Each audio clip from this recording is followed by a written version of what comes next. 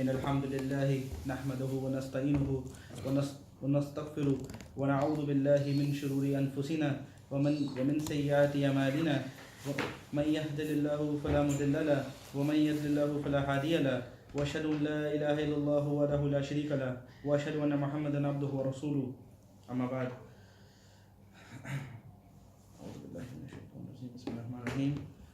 Oh Allah, we are going to read Surah WAQIAH today. Please bestow us the wisdom, the understanding, and the tawfiq to implement on His teachings and to grow in our iman and our faith, and may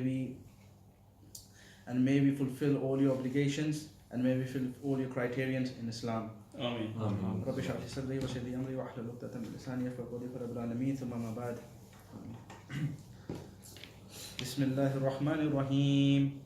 إذا وقعت الواقية ليس لوقعاتها قاذبة خافضات رافية إذا رجت الأرض رجا وبست الجبال بسا فكانت هباء منبثا وكنتم أزواجا ثلاثا فأصحاب الميمنات ما أصحاب الميمنة وأصحاب المشأمات مع أصحاب المشأمة والسابقون السابقون أولئك المقربون في جنة النعيم. بسم الله الرحمن الرحيم. So we are going to read Surah WAQIAH today. Surah WAQIAH is an earlier Meccan surah. So it was revealed in the time of Makkah. Again, this was a time of tests and trials. So following to last week's session, I did tell you guys that Surah WAQIAH is going to be a follow-up of Surah Rahman. Now the miracle is that Surah Rahman was revealed later in time. Like I said, some Musarrifin debate that either Surah Rahman was revealed really late in the Meccan period, or it was a Madni surah itself. Okay, where Surah WAQIAH is one of the surahs which was revealed with the earlier Meccan surahs like Surah Taha. So I'll just narrate the hadith of Prophet Muhammad sallallahu alaihi wasallam to you. So the Prophet Muhammad sallallahu alaihi wasallam said, Surah Hud, Al-Waqi'ah, Al-Mursalat, Amma Yattasalaun, and Ash-Shamsu Kuvirat have made my hair grey. Okay, that these surahs, when I read them, they have made my hair grey out of stress. Because these surahs talk about the Day of Judgment, about Qiyamah, and they really shake you inside if you pay attention to it. Okay, so this surah is going to be divided into, for the purpose of studying, we can see 5 topics in the surah. Okay, the first section would be so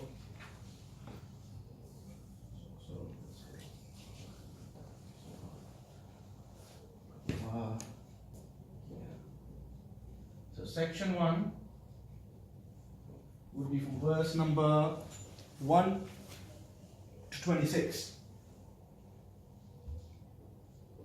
and this would be called the foremost.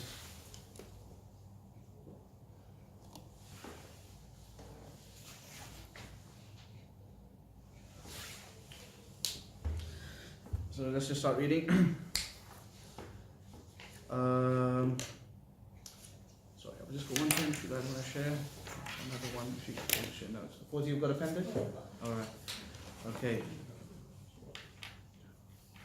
So Bismillahir Rahmanir Rahim. إِذَا وَقَعَتِ الْوَاقِيَةِ, when the event befalls. لَيْسَ لِوَقْعَاتِهَا قَاذِبَةٌ, and there can be no denying of its befalling. Now, what is this? Waqia means an event. It's an Urdu word as well. A waqia, an incident. So this is basically the event of Day of Judgment. Okay? So when the Day of Judgment happens, when the waqia, when the time comes, and when this event happens, and there is no denying of its befalling, that is, you can't deny that this is going to happen, it will bring low and it will exalt. Okay? Now, what does it mean by it will bring low and it will exalt? So basically, let's come to the physical things we see: the mountains, the stars, the sky, the clouds. Everything that we see is exalted is going to become low. It's going to be destroyed. It's going to be obliterated. The mountains are going to be destroyed. the stars are going to fall, the sun and the moon are going to be destroyed, they're going to fall down, and whatever is low is going to be raised. So like the waters, the oceans will come out, there will be tsunamis, hurricanes, whatever. The people who are dead will be come out, they'll be thrown out their graves. And on the day of judgment, like the people in this world, now coming from objects to people, the people in this world who were proud, who were tyrants, the tyrant kings, the people of high statuses, who misused their statuses, would be lowered down that day. They will be standing there humiliated, fearful of what's coming, what punishment they're about to face. And the people who were low in this dunya, in this life, like the poor people, the humble, the patient, okay, the sabirun, the ones who did sabr and were steadfast, they will be happy that day. Their status will be elevated. Okay, so this means that this day would bring the high things to low and the low things to high. Okay, everything would alter, everything would change. When the earth will be shaken with a terrible shake, and the mountains will be powdered to dust, so that they will become floating dust particles. So literally there will be huge earthquakes. The mountains would be like blown away, blasted into dust. These mighty mountains we see would be powder of dust like sand. This is what's going to happen to them. Okay, and you will be in three kinds.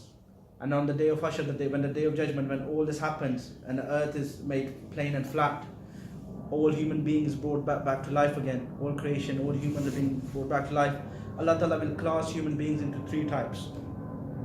Okay? So those on the right hand, who will be those on the right hand? Okay? So this is what Allah Ta'ala is saying. فَصَحَابُ Maymanati ma ashabul maymana. You know what the way he speaks like? Those on the right hand. Who will be those on the right hand? Okay? This is the first class. The second class of people will be, and those on the left hand. Who will be those on the left hand? And those foremost. وَالصَّابِقُونَ الصَّابِقُونَ أُولَٰئِكَ الْمُقَرَّبُونَ. And those foremost will be the foremost. Okay, now the foremost would be the highest in ranks, like the prophets, the martyrs, the walis of Allah, or other pious people who are like who follow the deen 200% in this life. Okay, these will be the highest in rank, and these is Allah Ta'ala, this group Allah Ta'ala calls the foremost, the first group, the closest to Allah. The foremost, okay? These will be nearest to Allah in the gardens of delight. A multitude of those foremost will be from the first generation, and a few of those will be from the later generations. On thrones, women with gold and precious stones, reclining thereon face to face. Okay, before we go ahead, what Allah Ta'ala means a multitude, a large number of those will be from the first generation, and a few would be from the later generation. What that means is that when I was studying the surah in the lectures, I heard that every ummah would have the foremost people. This is not just for Islam or any other ummah. Every single ummah that Allah Ta'ala sent down would have a foremost generation and a later generation. So how I'm just going to give you a brief example, right? So we know in the Quran in Islam that the hadith is where Allah Ta'ala says that He sent down 127,000, or some narration says 124,000 prophets. These prophets came down to different nations. Okay, now all of them are mentioned. About 26 or 27 of them are mentioned in the Quran. Okay, and most of those prophets that Allah Ta'ala has mentioned in the Quran have come down on three nations. Okay, the first one obviously was before the time of Abraham, was Hazrat Adam, Hazrat Nuh. And then that generation, as you know, the story of Hazrat Nuh was destroyed, and from Hazrat Nuh the new generation began, and then came Hazrat Ibrahim alayhi salam. Okay, and then Ibrahim's generation, Allah Ta'ala bestowed prophethood to them. So there's three ummahs that rose from Ibrahim alayhi salam's generation. The first were the Jews. Okay, so Jews had a time, and this nation had the most prophets. Bani Israel. Bani Israel had the most prophets. Okay. It's the longest timeline they have, right? Then it landed to Christianity, the Christians. they had relevant mediums of time at about 600-700 years, this Ummah had until the Muslims rose. Okay? And the Muslims will be from that time till the Day of Judgment. Yeah. Okay? So obviously until Hazrat Isa alayhi salam came and Christianity rose, the relevant religion of Allah was the Jews, right? Judaism. Well, it was Islam, but they named it Judaism or Jews or Bani Israel. So they were following the prophets they had. So in this generation, the people who were the foremost, like let's say the people under the leadership of Hazrat Musa alayhi salam, would be the foremost. Okay? So the largest number of foremost people from the Jews would be from the first generations. Until Christianity came, because that's when the Jewish religion was completely altered and they had made changes to it. So Allah Ta'ala had to send another prophet to revive his deen. Okay? So a small number of the foremost group would be from the later generation. Okay? And then obviously when Hazrat Isa alayhi salam came, his companions, his 12 disciples, the earlier Christians, a large number of them would be in the foremost generation, the foremost on the Day of Judgment. Okay? And then towards the end of Christianity, a small number would be from the foremost. Are you guys getting the concept? Okay?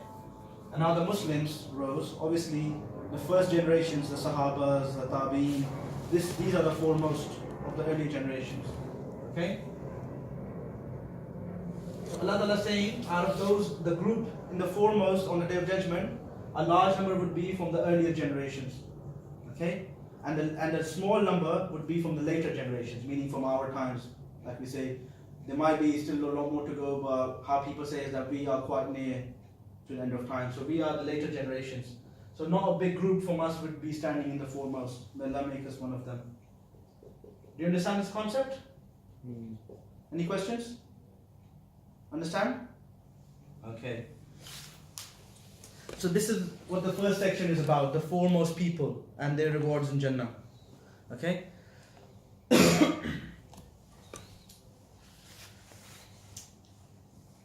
So Allah Ta'ala says, these will be those nearest to Allah in the gardens of delight. A multitude of those foremost will be from the first generation and a few from the later generation. On thrones woven with gold and precious stones. So they will, like in this world, like we see kings and the highest people, they have these thrones and everyone just wants to sit on there. Yeah. Everyone has a desire that we could sit on the highest chair, because these days the throne would be the seat of a prime minister of a country or something, right? Everyone wants that powerful seat. So Allah Ta'ala says those who were sabirun in this world would get, everyone would have their own throne in Jannah. Okay? Woven with best of gold and stones. Reclining thereon face to face. Face to face, they say, with their spouses, with their wives or the whores. Okay? They will be served by immortal boys with cups and jugs and a glass from the flowing wine. So the flowing wine meaning there will be streams of wine in Jannah. Okay? So we were told that wine is haram for this in this world. Allah Ta'ala will give us wine in Jannah. There will be streams for us, special streams, the best of wine there can be. Okay? There will be immortal boys to serve us. Okay? Now people say, why immortal boys? Why boys to serve us, right? Because even in this world, when we go to hotels or big restaurants, most of the waiters we see are young teenager boys, right? Teenager girls and boys. Because they're fit for the job. And plus they have less shame in doing that job. But someone who's an elder person wouldn't want to be a waiter. But whereas someone who's young, he wouldn't have that sense of status quo or anything, and he would be fit for that job. Okay? So even in Jannah, Allah Ta'ala will have these immortal waiters for us, okay? With cups and jugs, and they will be running around getting us the wine and what we ask them for, they will be serving us. Wherefrom they will get neither any aching of the head nor any intoxication. So meaning this wine will not give you any hangovers or intoxication, you will just enjoy it. So like how you see people, they're enjoying for a bit, they're drinking, they're having a good time, but the next day, like we've seen in films or stuff, or people around us, how they're complaining like, this is the worst day of my life, they're throwing up, they're having the severe headaches, and they regret the night before. They don't even remember what happened the night before. Okay? Whereas the wine of Jannah, it wouldn't have any of that. It wouldn't give you any of those worldly headaches or intoxications. And fruit that they may choose, and they'll have special fruits and they'll have a choice, buffets, whatever you like. And the flesh of fowls that they desire, so all types of fowls like birds, right?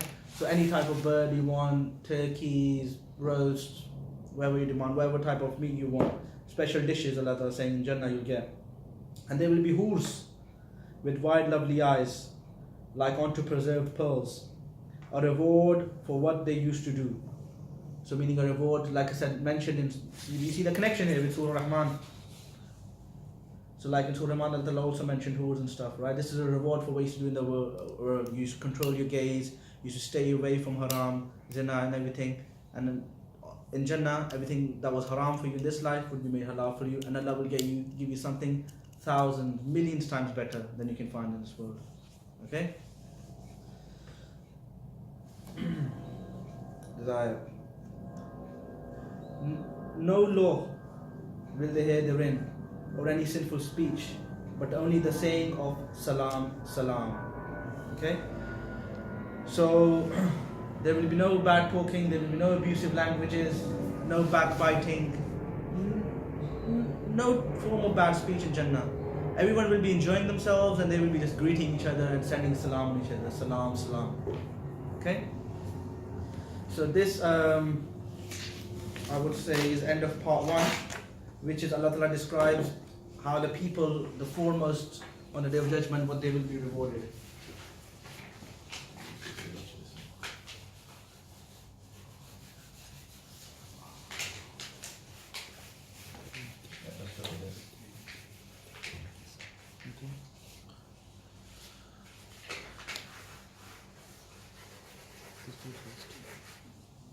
Okay, section 2.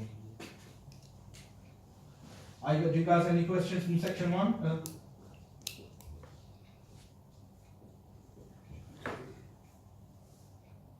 So 27 to 40. And this is... So the first part, just a small question, the first part, the foremost, Yeah. means it's associating to the prophets and the pious people. So what will, in the Day of Judgment, what will happen? Yeah, so like I explained, on the Day of Judgment there's going to be 3 groups. Allah Ta'ala is going to classify all humanity into 3 groups. First, in this The foremost, surah, Allah Ta'ala starts with the foremost. The people at the front, this includes the highest ranks in every ummah. The people of the highest ranks. Okay?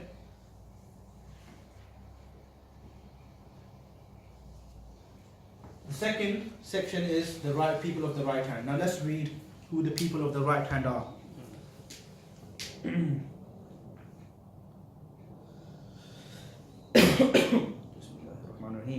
And those on the right hand. Who will be those on the right hand? Among thornless trees, lote trees. Among al-tal, the banana trees, with fruits piled one above another, in shade long extended, by water flowing constantly, and fruit in plenty. So the people of the right hand would be the ordinary good people. I think, inshallah, like us. I hope we can make it to the people of the right hand. The people who are not the most pious, but they're good. They pray, they do all the obligations, but they're still somehow falling short in Islam somewhere or another. They're not like the top class students, but they're the average students. These will be the people of the right hand. Okay? And again, Allah Ta'ala starts mentioning some of the things they'll be enjoying in Jannah. So they will have like these thornless trees, like they'll have these beautiful trees with no thorns on there. They will have these different trees with fruits piled one above another, in shade long extended. So these trees will be huge, mighty trees, and they'll have a huge shade which they will enjoy under.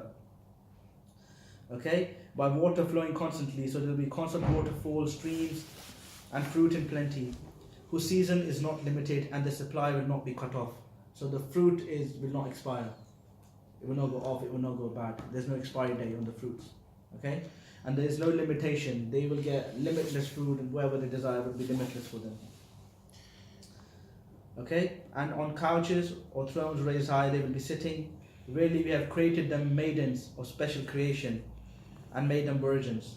So these is another type of women of Jannah. They will be not like the hurs exactly, less beautiful than the hurs, but they're still much better than any woman on earth. Okay? Loving their husbands only equal in age. For those on the right hand, a multitude of those will be from the first generation, and a multitude of those will be from the later times. Okay, so the ratio Allah Ta'ala is mentioning here, like Allah Ta'ala said, for the foremost, the large number is from the first generation and a small number from the later ones. Okay, but the people of the right hand will be equal, both in the earlier and the later generation. Equal number of people would join the right people of the right hand on the day of Jannah. Okay, so this is it. This is verse number 40, section 2 done. Section number 3.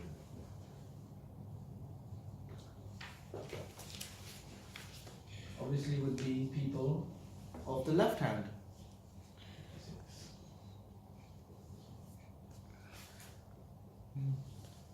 So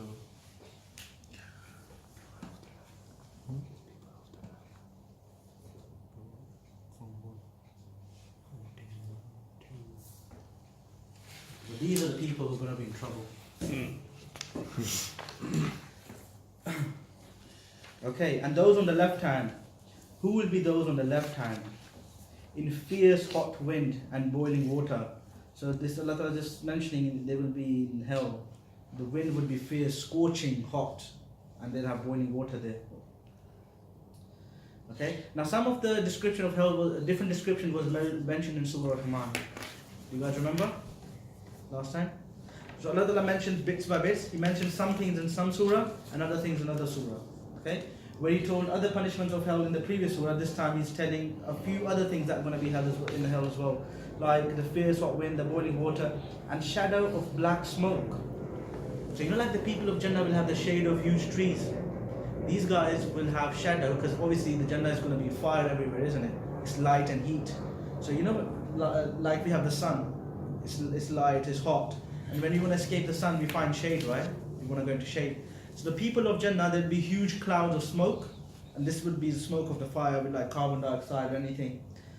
Have you ever like experienced breathing in smoke? yes, You know the experience? petrol. Have you ever had that like fumes? What does that feel like? You're coughing, Yeah, can't bear it. It's painful, isn't it? It hurts your lungs. yeah. You're trying Okay. to add like. But these people, they're gonna try to escape the fire of hell, and they're gonna see this shade. They will run to it, and in the shade they will try to breathe. They will be breathing hot smoke, and they will run out of the shade coughing, back to the fire. So they'll be running back and forth. They'll run for water, and the water is boiling hot. It will burn the intestines, everything inside. So they run back from the water to the fire. They'll be running everywhere they go. It's just far. Neither cool nor good, meaning that smoke is not cool or not even as good for health. Really, before that, they indulged in luxury and were persisting in great sin. And they used to say, when we die and become dust and bones, shall we then indeed be resurrected? Okay, and also our forefathers.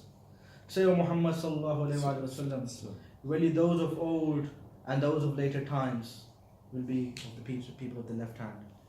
So Allah is saying that they're going to be in pain, they're going to be in torment, but they indulge in luxuries in this life.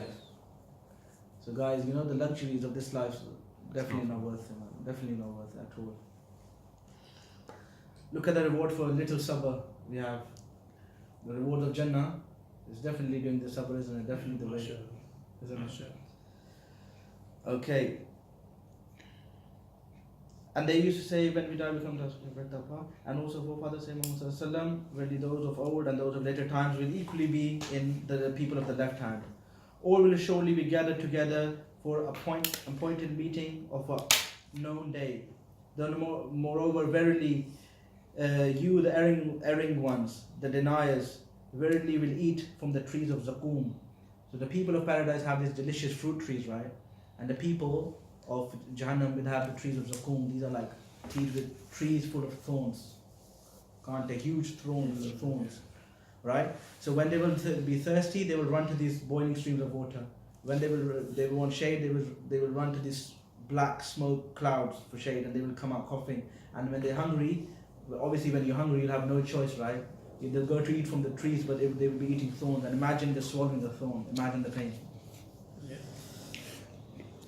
Very graphic, guys. This is okay. Then you will fill your bellies therewith. Like you will be so hungry, you'll keep eating out of hunger. You fill your bellies, okay, and drink boiling water on top of it. Okay.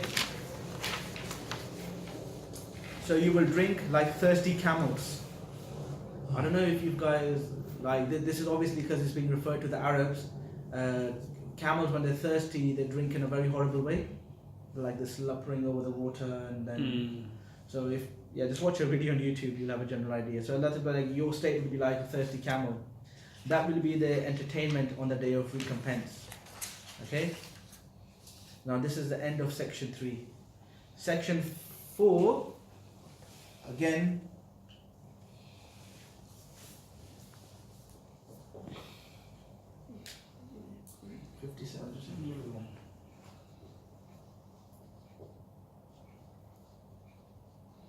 Is creation. Okay. Again, Allah Ta'ala likes to educate us in this worldly life. He's again going to mention some of His creations, like He mentioned in Surah Rahman. Before we continue, any questions? Any questions? No? Fawzi, any questions? No. So you're alright with the people of the foremost, the right hand and the left hand, you understand it? Brilliant. Okay. 57. We created you, then why do you not believe? So what Allah Ta'ala has done is, in the first 3 sections, He's given us ilm ghaib. This is the ilm of the future. Allah Ta'ala is giving us. Okay? And this is His mercy that He's reminding us of the rewards and the punishments so we can take heed. Right? We created you, then why do you not then why do you believe not? Then tell me about the human semen that you emit. Okay? Again, this is a very huge scientific topic. So Allah Ta'ala wants, why is Allah Ta'ala saying, tell me? Allah Ta'ala is saying, you tell me about the human semen that you emit. What have you found out about that? Again, another topic of biology. Alright, this is our creation, how we created, like we studied in Surah Alaq. Okay, this is the first step to it. So again, it's a long talk, but I would advise you guys to go home and study on the development of semen and how it's developed and how it comes out, okay, and what it contains.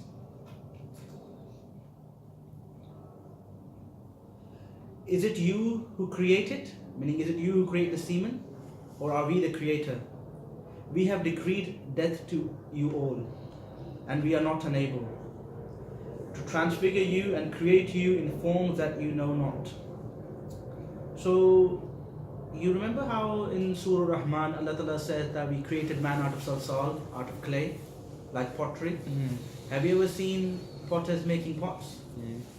How they're molding the clay in whatever shape and form they like? So Allah Ta'ala is just giving you examples. If you can do that with the clay, is it hard for me to like mold you in different shapes and different forms?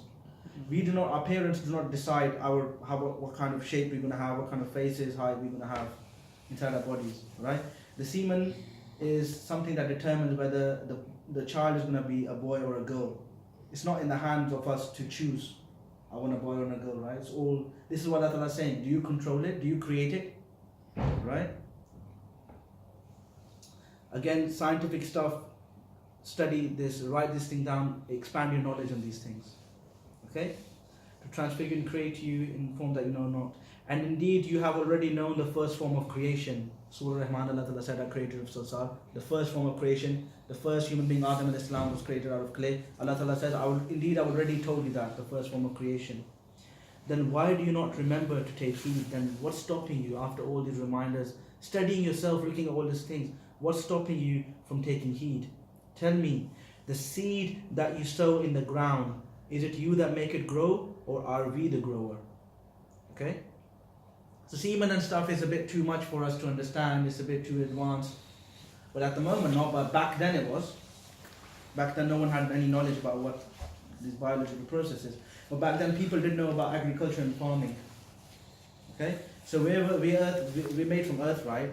The same way the human male sows his seed in the female mother and the child grows, the same way in the earth, when we sow the seed, it grows in the earth the same way. The mother earth is like a womb to a seed. And it grows inside it, the plants, the fruits, the vegetation we grow. The same similar process. Allah Ta'ala has put these parables to you so for you to understand, for making things easy for you.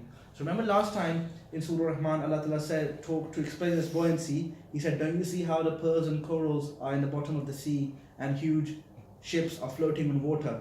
Now to understand why ships float on water, all you have to do is understand why. Just observe why those pearls are in the depth of the ocean. Similarly, this is 1400 years ago, guys, where we didn't have modern biology or modern embryology. To explain us how semen and reproduction is within human beings, Allah Ta'ala says, if you want to understand human reproduction, just pay attention to how you grow plants and fruits. It's very similar. So this is Allah Ta'ala's way of teaching. He gives us the answers, He gives us the clues. All we have to do is go and study. Use our bayan. Okay? You all following? Okay? Were it our will, we could crumble it to dry pieces, and you would be regretful. Okay? Saying, we are indeed mughramoon, ruined or lost by money, or so this the word used in Arabic is mughramoon. Mughram means someone who's got a huge loss of money or profit or wealth. So Allah Ta'ala says, what if I destroy all these seeds or crops you have?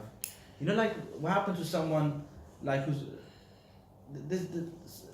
this verse could be described by like a farmer or an agriculturist when the famine comes and all his fields are destroyed.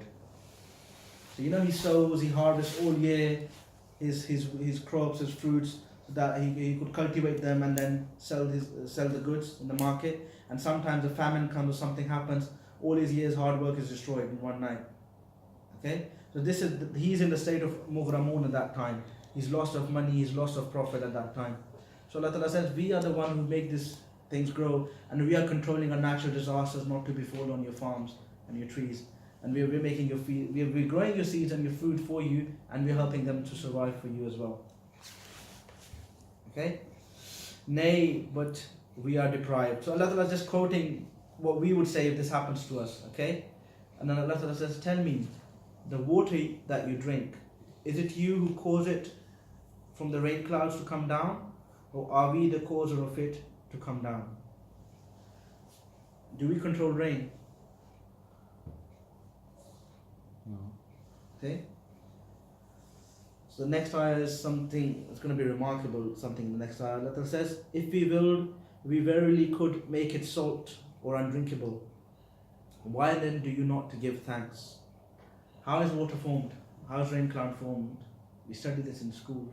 Does anyone remember? Do you remember how clouds are formed? Ocean, from the ocean. From the ocean. Evaporation. Does that ring a bell?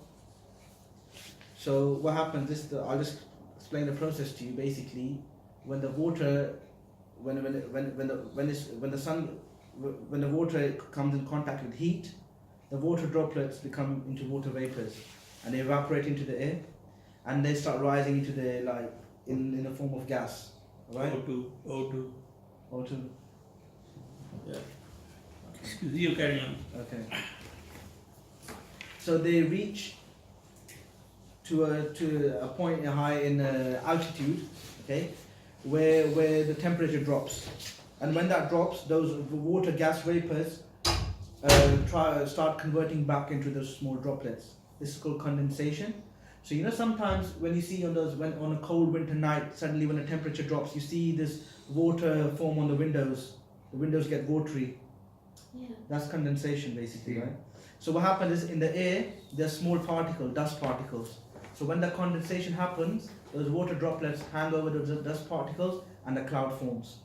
Okay, and as the clouds keeps collecting water, it starts becoming heavy, right? And once when it cools down, it clashes, then thunder happens and rain falls down, and the winds are carrying the clouds. And Allah makes the cloud rain on whichever land He wills, whatever time He wills, whatever time He chooses. So rain is a blessing, okay? Now what happens is, clouds are mainly formed from oceans, right? Oceans are salty. Ocean contains salt and magnesium, right? Now the evaporation is a system, like even we boil water in our houses, we boil it to make it pure, to all like impurities to evaporate. So when the water evaporates from the ocean, it leaves the salt down. The salt from the salty ocean, the salt remains in the ocean, and the water is evaporated, and then fresh and pure water fall down on us. Okay? Imagine Allah Ta'ala says, if the same salty water would be falling down on you, none of your crops will grow, none of your fruits will grow, Have you ever tried drinking salty water? It's horrible. Let's go home and mix a spoon of salt in water and try drinking it. When you're bad sore throat, then you drink. Yeah. Well, then you drink the medicine, Bathroom. but it's not healthy. Like if you have to drink salty water, you die. Like there's a sea called the Dead Sea. Have you heard of the Dead Sea? It's high intensity salt in there. There's no life in that sea. Okay. Yeah. So this is Allah Ta'ala just explaining to you. Just see the again scientific stuff. That look at how rain clouds form, how rain falls. What if I made this rain salty or bitter? We purify the water for you. You know, like we in the houses, we have these little filters that purify water for us to drink. Allah Ta'ala has a natural phenomenon to purify water for us to drink. And the water falls down on mountains and it comes down in the form of streams and lakes. Okay? Whereas now, because of all the pollution, this is because of humans' fault that we've created factories and cars and they're causing pollution. That's why even the rainfall is called, sometimes contains acid rain. And it falls down and it destroys the crops and it's poisonous to drink in some areas where pollution is high. Okay? All you following that point? Any questions? Tell me, the fire which you kindle, is it you who made the tree thereof to grow, or are we the grower? So from water to fire. For everything to exist, we needed water, right? Like we discovered last time in Surah Rahman. For life to exist, we needed water. So Allah Ta'ala provided us water, and not only that, He made a process to make water pure for us to drink and use for vegetation. Now Allah Ta'ala is saying fire. Did we discuss fire in the last surah? Surah Rahman, Jinn, creation of fire. Yeah. So fire, right? Do you know, scientists say that if human beings didn't discover fire, we wouldn't have evolved. We would have been like apes. Okay? Now, we know that Adam al-Islam was the first human being. Allah Ta'ala taught him the things, the names of all things. He taught him how to, how to create fire, how to cultivate, how to do agriculture. But scientists don't believe that. They believe that the earliest human beings were like apes, were like monkeys. Okay, and they say the earliest human beings existed some 2 million years back. That's the traces of the first human beings they found from the discovery of fossils. Fossils are like when they dig up the earth, they find these, like skulls and stuff, and then archaeologists and they try to determine how old that is, right? So obviously now we have gases, coal, oil for running production, but for billions and millions of years, human beings survived on fire. Okay. Now the first time, I was watching a documentary on National Geography or History Channel actually, sorry. And they were saying the first time how the human being discovered fire was there were some cavemen, and it was lightning. There was a thunderstorm, and some lightning fell on some trees, and the trees caught fire. And they went out to discover what's just happened. And that's the first time where they came in contact with heat. Okay. Then obviously, this was a discovery for them. They have never seen fire exist before that. Again, a few years later, some rain happened again. Again bushes caught fire, and they went again to explore. What is this? Where is this lightning? Where is this heat? Where is this strange thing?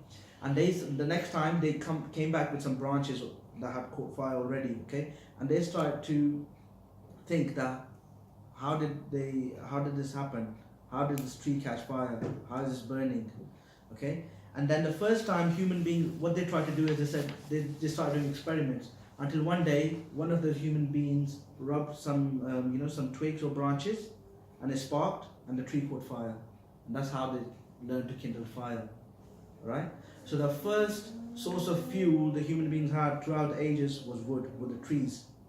If Allah Ta'ala hadn't placed the trees on earth, they would never have discovered fire. When they discovered fire, they learned how to cook. When they discovered fire, they made tools. They burned, they molded metal, they molded stones, right? When they made tools, they started building, they started discovering. Throughout the ages, fire is the biggest discovery for mankind. This is what science says. If we hadn't discovered fire, we hadn't evolved.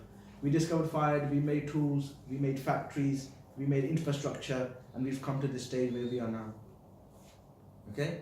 So thousands of years later, or hundreds of thousands of years later, when they had now modern tools and building material, they discovered coal and they started using coal as a fuel. And then later, hundreds and so you can see from the 17th, 16th century, the world ran on basically coal power. Basically, industries ran on coal, trains and everything ran on coal until the discovery of oil. Then we switched to oil, and now where are we switching to? Electric.